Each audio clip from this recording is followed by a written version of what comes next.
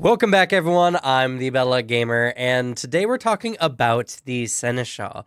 The Seneschal is the witch class archetype from War of Immortals, and honestly, it's so up my alley. I absolutely love big brain styles of play, especially when it comes to TTRPGs, and the Seneschal is definitely that.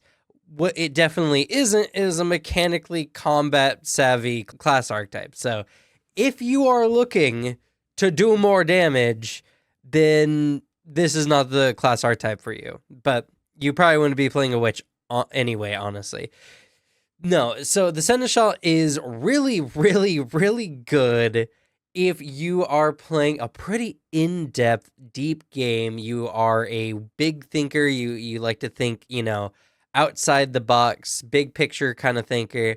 And as well, it's just so good and so flavorful. The witch is already such a flavorful class, and somehow they managed to add even more flavor in with the Seneschal. So I'm very, very stoked to talk about this one. But before we do, I gotta let you guys know that Paizo did send me a copy of War of Immortals for the sake of review, but this is not paid content. They didn't pay me to make this video, so all thoughts and opinions here are my own. The only thing I received was the book, which, just benefits me in making content. That's about it. And another thing I want to add to this video is that this channel is partnered with Into the AM to give you guys some cool shirts. I really like I like this Cthulhu one, very appropriate for talking about a witch based class archetype, and the shirts are really good. I've been partnered with Into the AM for several months now. I've put these shirts in the wash many times. They haven't really shrunk on me whatsoever. They feel really good. The material is very nice. And, some of you guys have already gone out and bought shirts, and the deals are really good. We actually have some bigger deals coming out later in November, so, keep an eye out for that. I got another big announcement I'll be doing a little bit later. But as of right now, if you use my code in the description below, you can get 10% off whatever you buy on their website. And they have a killer deal where you can get 3 of the really nice graphic tees, each for under $20 if you use my code in addition to getting the deal. That's really good. It's a full-on deal. You get 3 shirts. It's a little over $60, but with the 10% off, it drops below that, making each of the shirts under $20. And graphic tees are so hard to get for less than $20 nowadays. You have to spend $45, $35, even like $25 to get a nice graphic tee. And I do say that the quality is really good. So if you definitely want to check them out, do what some of the other members of the channel have done and check out the shirts as well. I'd appreciate it. But if not, please just enjoy the video. So I made several class archetype videos up until this point, but if you haven't seen those for whatever reason, then a class archetype is a archetype you select at level 1 that alters how your class plays, typically changing something of like a subclass and making it so that the way you're playing is very different than how the class standardly plays, changing some of the core features of the class. The Seneschal does do this, though a little bit less than you would expect, honestly, which is very weird considering the whole point of the Seneschal is you are a witch who has been disconnected from their patron, but have access to their patron's powers.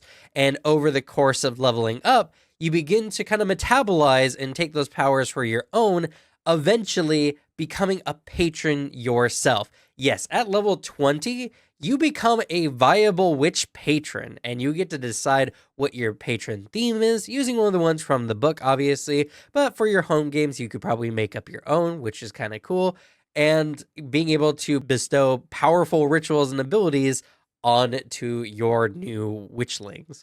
I think that's really, really cool. And honestly, the next time I make a new character, it's probably going to be a witch. Honestly, I've been meaning to play a magic caster for a long time. I have a penchant for playing a lot of the martial or pseudo-martial kind of classes. I played a magus, investigator, and alchemist up until this point. So, well, and an inventor too, but inventor was really, really fun. But I haven't played a full magic caster yet. So I'm going to probably play the Seneschal next. And yeah, so let's go ahead and get into it. What do you get by being a Seneschal? What do you give up? What is the special thing about this class archetype? So really the core difference, at least setting up your witch at level 1, is you don't get the basic lesson that your patron teaches, which gives you your initial witch hex cantrip. Now you get a unique one called Manifest Will, and your familiar gets to just pick any spell, level 1 spell from your tradition that, is common to add to your list of spells, more or less. So it's honestly pretty easy to do. You can do this. The only thing that's real different, like your familiar ability still works the same. So you still pick a patron. You still pick a patron theme.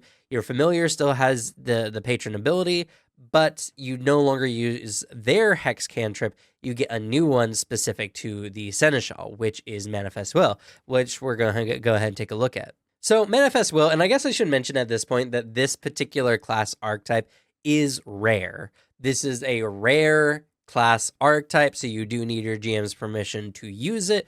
I don't see anything wrong with it. It's not super powerful by any means. In fact, it's not really powerful mechanically speaking at all. It's really good if you're very smart and can think outside the box, but you're going to do that anyway, no matter what you play. So the rare tag is just, does your GM want you to be a patron eventually?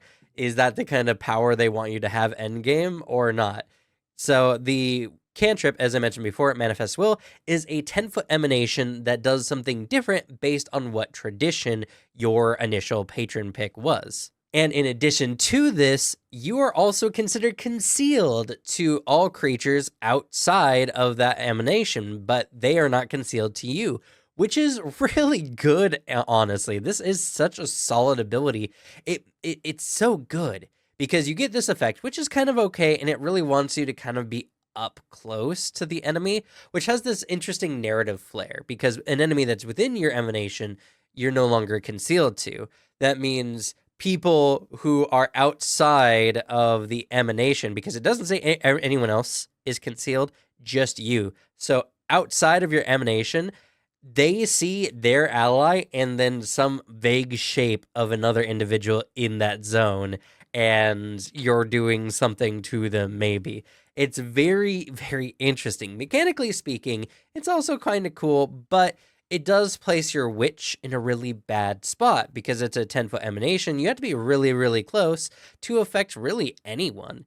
Though there's a way to fix that a little bit later, and we'll talk about that. But let's look at the effects. So for Arcane, any enemies that, actually any creature, so not just enemies, but your allies as well, who are within the emanation, gain a weakness 1 to spell damage. And this lasts for 1 round. Now, the creature, whatever it is, has to start its turn in the emanation to get the effect. So you can't just run into someone, give them weakness, and then use an effect. You have to be up on them, they get a turn, and then they can leave, do whatever, or attack you. Then you get to use it. Not super strong, especially with something like Arcane, which gives just 1 extra damage to your spells for a round, which you're likely to only really get 1 spell off. But again, there's a way to fix this, and this is actually a very powerful ability.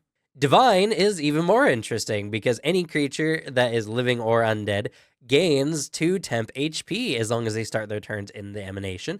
And because an emanation can include you or can exclude you from targets of the spell, that means, honestly, you can just give yourself temp HP every round and you're concealed to enemies outside the zone. Really, really good, though. This works for enemies that run into that space, which can gain the benefits of your emanation. So you do have to be really careful. It's interesting. I think there's a lot of ways that this can be used very well, but you can unintentionally buff an enemy. Occult probably has one of the generally better effects, giving any ally that starts in the emanation. It says ally specifically, so I guess this can't really work for you.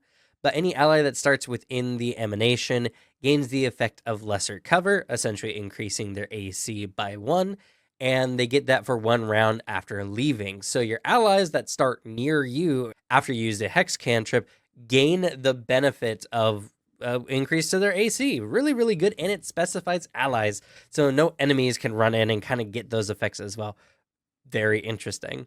And finally, with Primal, any creature that starts within the emanation gets a -10 to its speeds and for until it is out of the emanation for 1 round or it escapes. It doesn't go into the mechanics of how to do the escape, but it's pretty standard fare at this point in Pathfinder. They need to make an escape check against your spell DC. Pretty simple, not a big deal.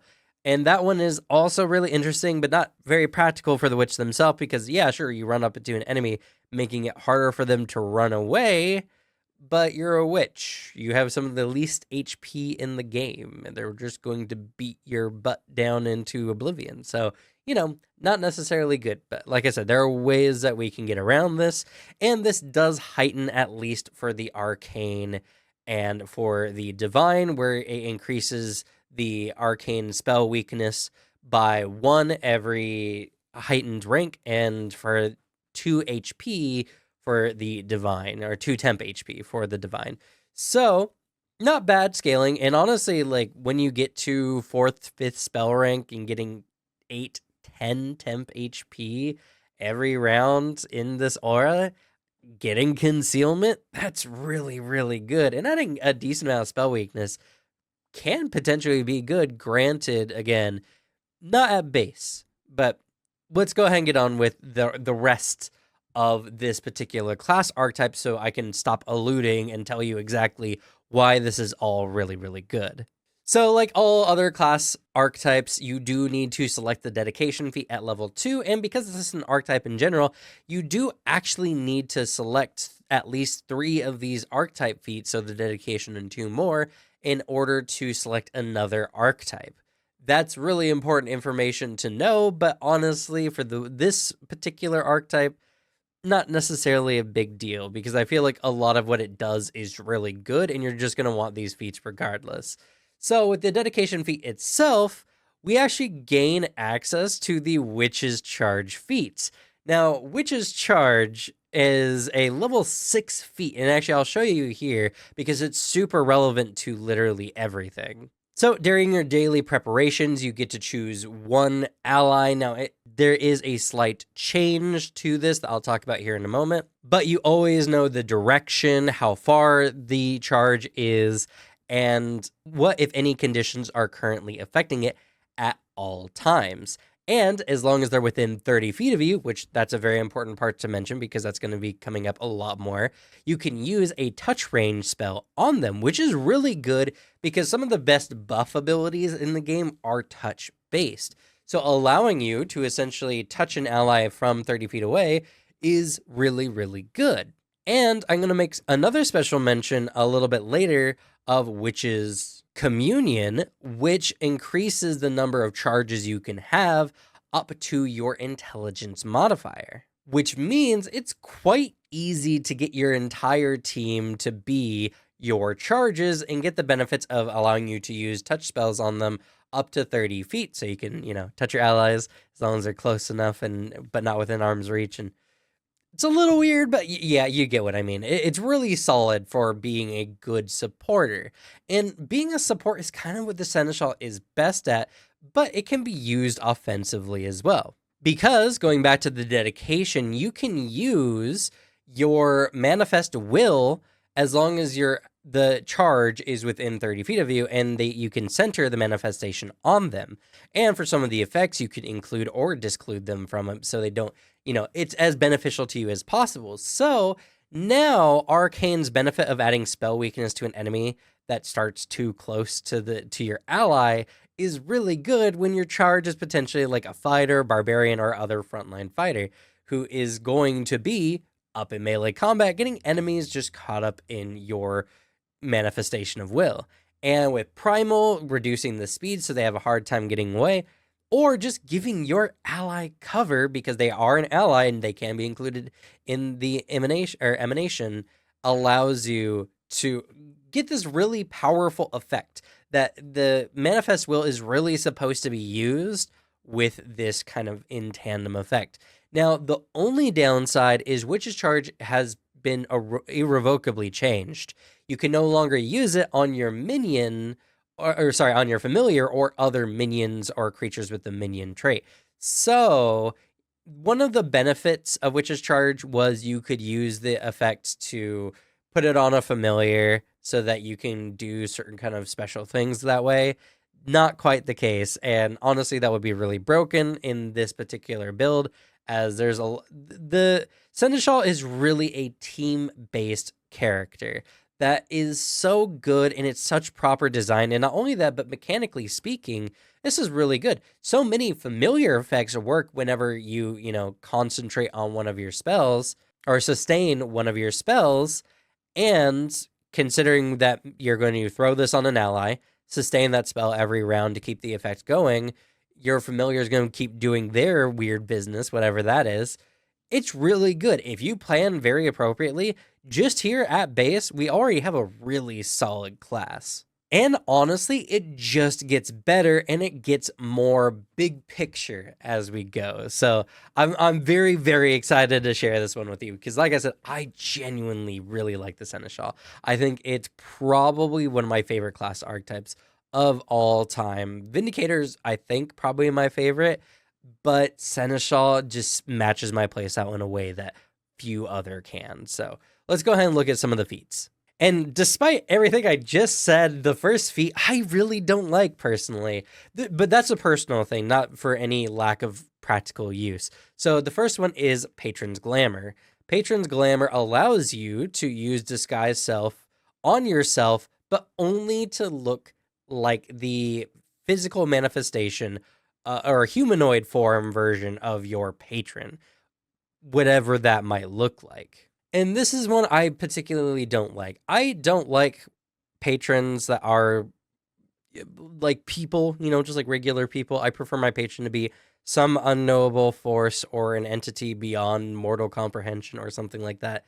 And there are ways that this can be used very well. Like if your patron is a well-known archmage, like for the inscribed one, then you have some very interesting things that you can do.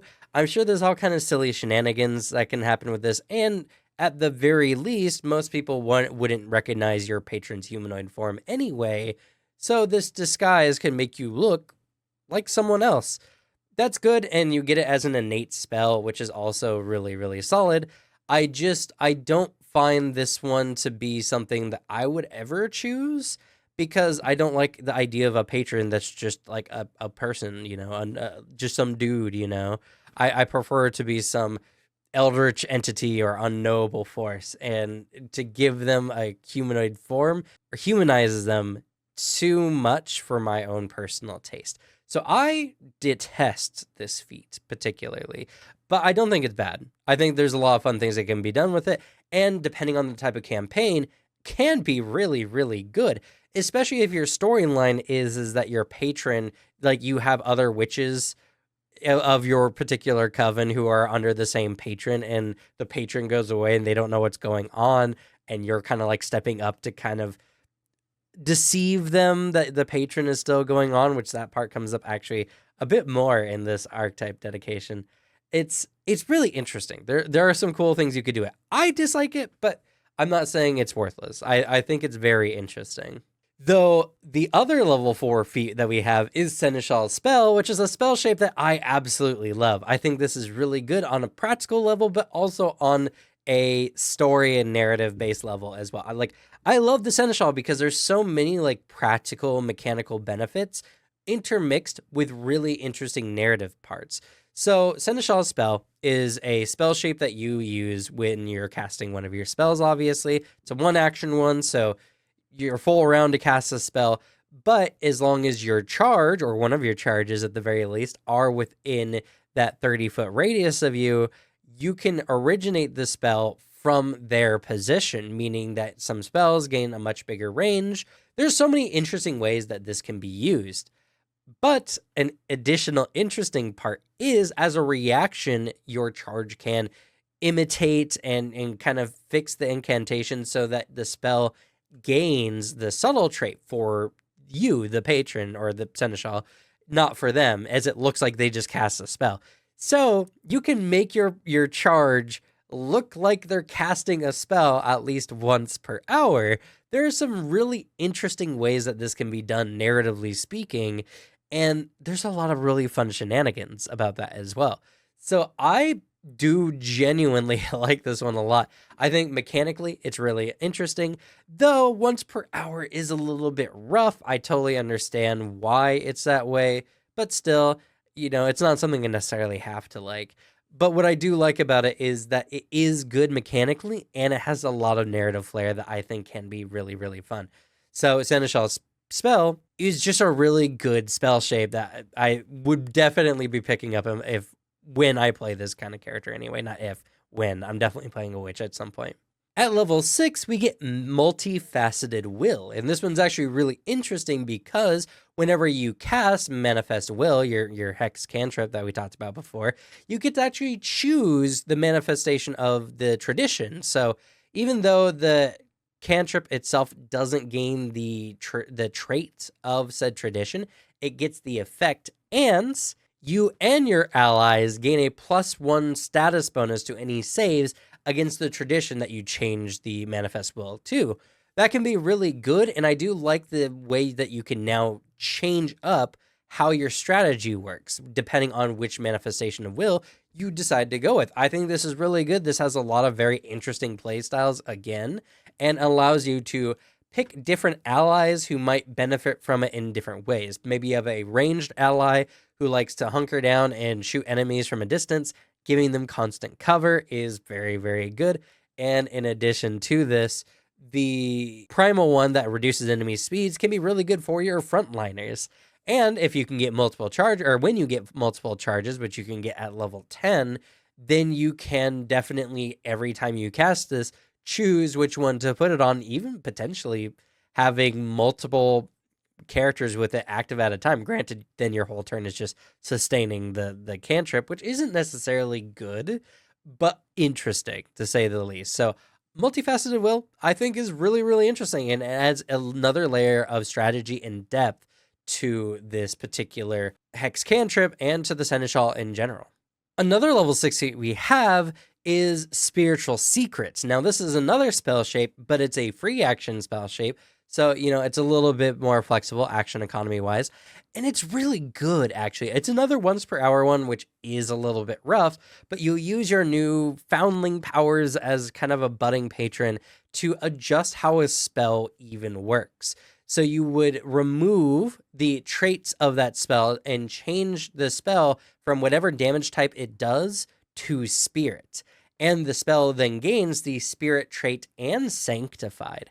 I don't know, or sanctification. I don't know what the sanctified trait does for this particularly, because from my knowledge anyway, you have to have a deity or something to become holy or unholy. I don't think that's just a choice you get to make usually. Maybe I'm wrong, but I can't find anything that tells you otherwise.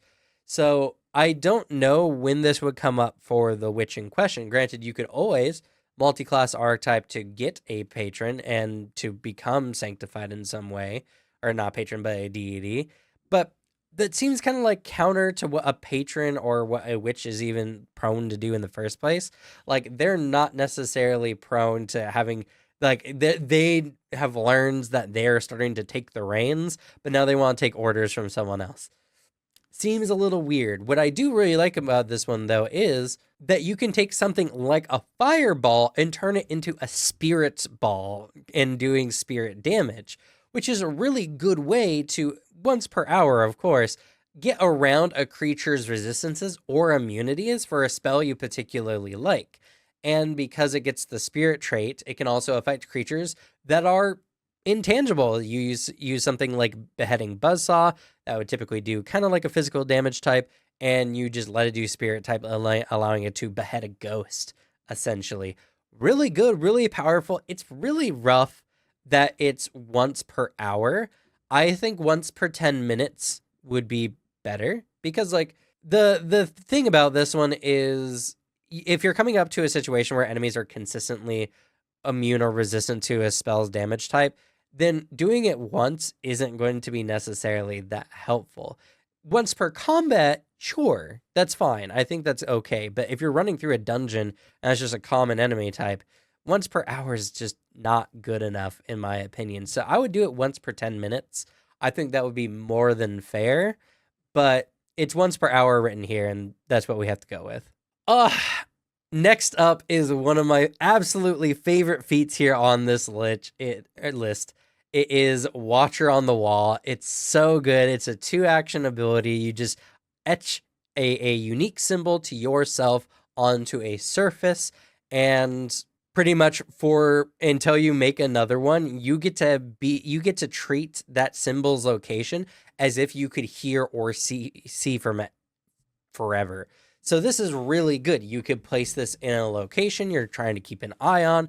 I don't know exactly how this works. Are you just aware of both positions at the same time? That's kind of cool. Or do you have to like concentrate? There's no real mechanic here. I think either way is personally fine, but I think in particular, this just allows your character to really be in multiple places at once. And it just says a surface. It doesn't have to be a static location. So you could etch this onto like a coin or something like that, hand it off, and then use it to listen in on a particular conversation. Maybe you're making some back out. Like there's so many really, really good ways that this can be used. And if you are a big picture thinker, or if you're someone who thinks, a lot of things through, this is really unmatched. And you can do this whenever you have a 2-action available. So whenever you have 2 actions, you can just drop, in narrative play or whatever, you can make another symbol and, change up what you're using it for. You can put this on your ally so that your ally, you're constantly like watching over them, actually, like almost as if you were physically there.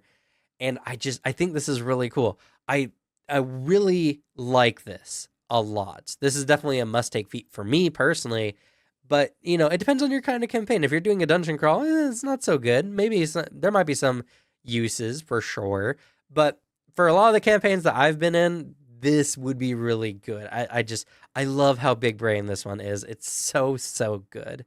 Next up is Patron's Whisper at level 10, and this one's also super big brain. It allows you to use, well, first of all, you gain the message cantrip. And on top of that, for any creature that has ever been one of your charges, you can just send a message to them as long as you're on the same plane, no matter the distance. Insanely good. And when combined with Watcher on the Wall, this can make for a very interesting situation where you can kind of sit in on a situation with your ally and give them information by whispering to them using the message spell. Again, lots of really cool things you can do with this, and the fact that it works on anyone who's ever been one of your charges before, I would imagine eventually this could be used on every one of your party members. Really good. And if you ever convince an enemy, or maybe some big bad or anything, to be your charge even for a bit of time, maybe you are disguised as a bodyguard and you're using this effect to kind of help them, they think anyway, and then can later use this to whisper in on them at any moment. I mean, really good. And another interesting part about this is when you lie, or if you lie during this message, they take a -2 circumstance penalty to either detect or sense motive on the lie, and making it easier for you to lie to them. Again, when I was talking earlier about maybe you're in a coven of witches who all share the same patron, and you're kind of stepping up to hide the fact that your patron is gone. Well, now you can disguise yourself as the patron and now give whispers to your fellow coven members, and they have a harder time detecting whether you're lying about something or not. Again, so good, super narrative. Is any of this mechanically useful in combat? Not really. But is this really, really good for narrative and story play? Oh my god, yes it is. Like, I could get really, really good use out of like everything that's going on here. It's so good. And again, this is the kind of stuff that makes me want to play a witch so, so badly. But, your mileage may vary, and that's okay. I just like it. I think it's really neat.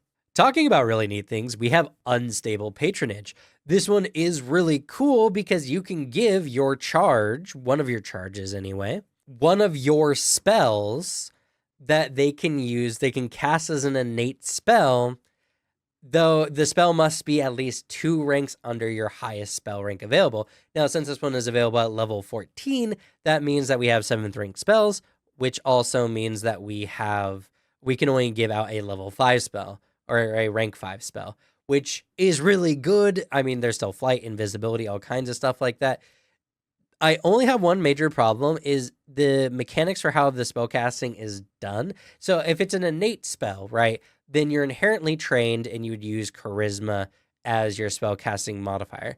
Or if they know how to cast a spell, then they would use that instead.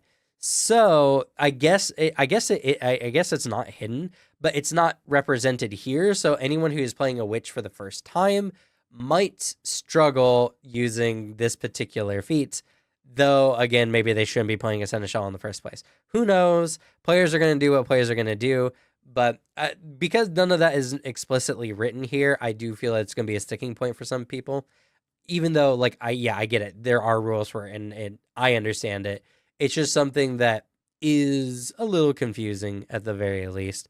But yeah, it's really cool. And the fact that you can just give one of your allies a spell means that setup spells, like spells that really ensure your team is going to have a lot of success, but would require you to spend multiple rounds kind of setting up, you can now give one of those spells to one of your allies, allowing them to kind of take on the action burden or to use a spell when it's very handy. And there's a lot of spells outside of combat that can be really useful to your allies as well. Say you have a rogue who is going into a pretty precarious situation. They're about to be caught. They don't have a chance to sit down and make a disguise. They could use illusory disguise and then just get the benefit of this. So there's a lot of really good things that you can do with this particular feat. And again, it's a lot of big brain plays. It's a lot of things that you'll get the most use out of this when you think outside the box and when you really plan ahead. And that's why it's something that I particularly like. But I can see a lot of people kind of bouncing off of this one as they're like, why would I want the fighter to use a spell that would be better to just attack the enemy kind of stuff? I get that. Not really the point of the feat, if I'm going to be honest. And I think a lot of its uses are a lot better outside of combat rather than in combat. All right, and we have one more feat. We have a level 20 feat, probably the only level 20 feat amongst the class archetypes introduced here in War of Immortals. But before we get to that, if you're enjoying the video, please leave a like. And in fact, if you're watching tabletop content anywhere, please leave a like on those kind of videos.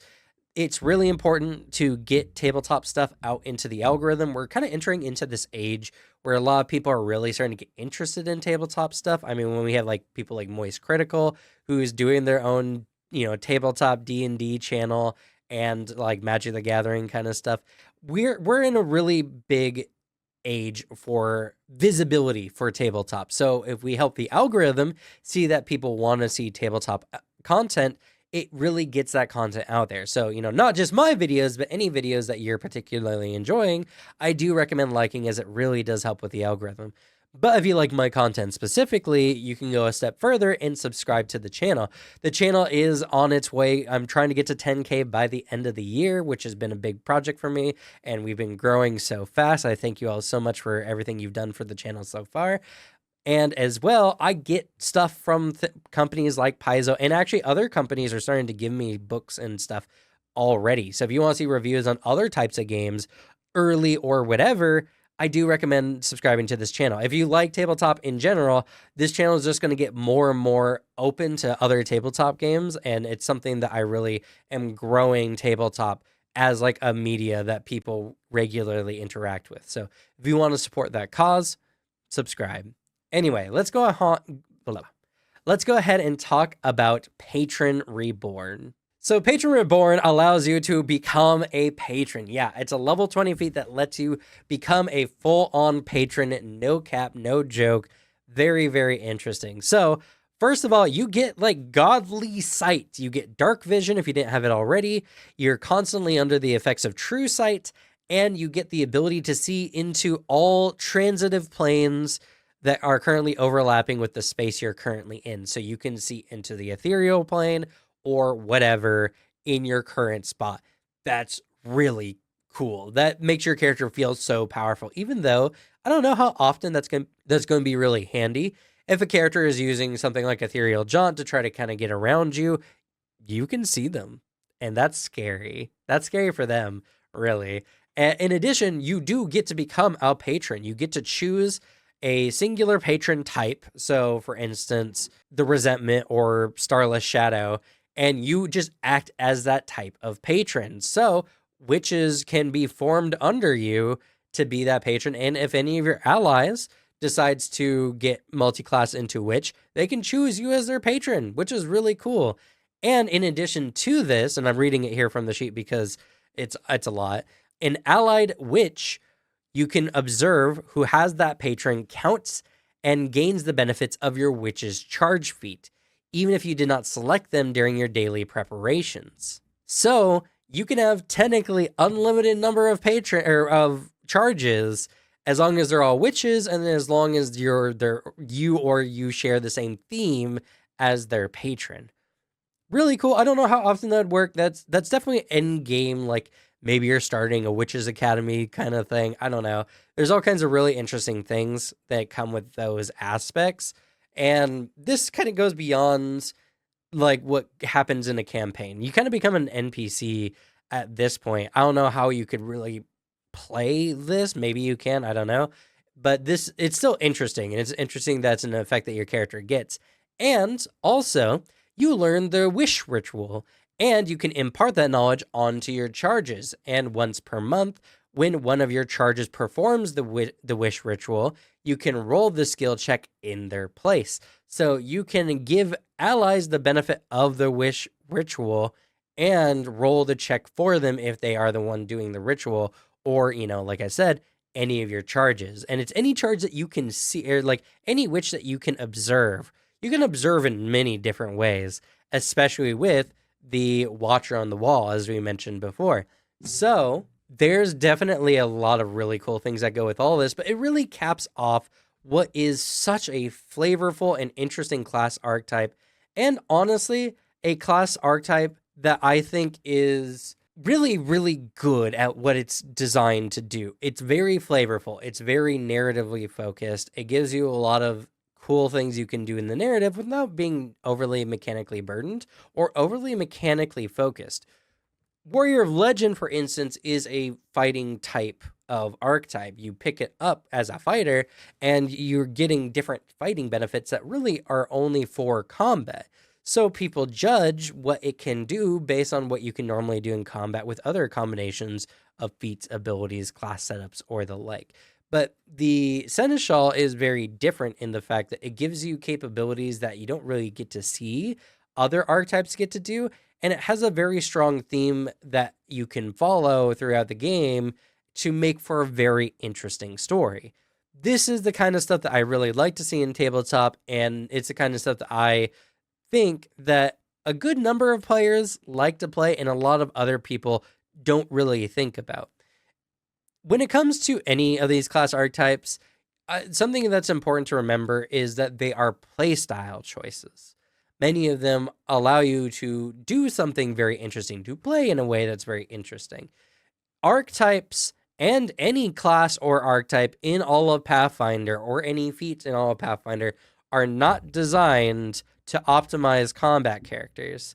They're designed to allow you to play and interact in the game in different ways. Some of them are mechanically focused, yes, and some of them are very good at doing things like damage or having high accuracy, true, but that's because that's what it's supposed to do. The archer dedication, it makes you really good at using bows. That's the whole point. So it's something that it's really important to remember that if you don't like any of these class archetypes, that's okay. If they're not playing in a way that you are interested in, that's fine. That doesn't make them bad, though. That just makes them not for you. The Seneschal is not going to be for many people, but it's definitely going to be for people like me who definitely loves these features. Like I said, I'm definitely playing a Seneschal. I think it's really good, and I think it's very, very interesting. There's probably more I'm going to be able to accomplish with the Seneschal archetype than a lot of people with their characters can do, because in the end, what your character is capable of, what your character does in a narrative tabletop setting, is a lot more based on the kind of story you tell than it is about what you can mechanically do or can't do. I mean, when the GM lets you make a broken character because you roleplayed well enough, I mean, the game's balance gets thrown out the window at that point anyway. So I definitely like the Seneschal. And I recommend for people to really start thinking outside the box when it comes to their choices and to make interesting characters. Because at the end of the day, tabletop games, especially games like Pathfinder, are all about telling interesting stories. If you want a dungeon crawler or you want some kind of tactical RPG game, there are better games out there for you. Anyway, I just kind of wanted to leave that aside for the ends for people who make it this far through the video, because I know the people who make it to this point really do like this kind of content. They really do like the style of roleplay that I tend to like. And so, you know, it's validating to have someone tell you that your choices are valid, that you can play the way you want to play and not worry about the damage numbers, because in the end, damage numbers aren't everything. They're not even half of everything when it comes to these kind of games. Anyway, that's going to be it for me. Thank you all so much for watching. Good luck with your games. Leave the bad luck to me. And I'll see y'all next time. Bye.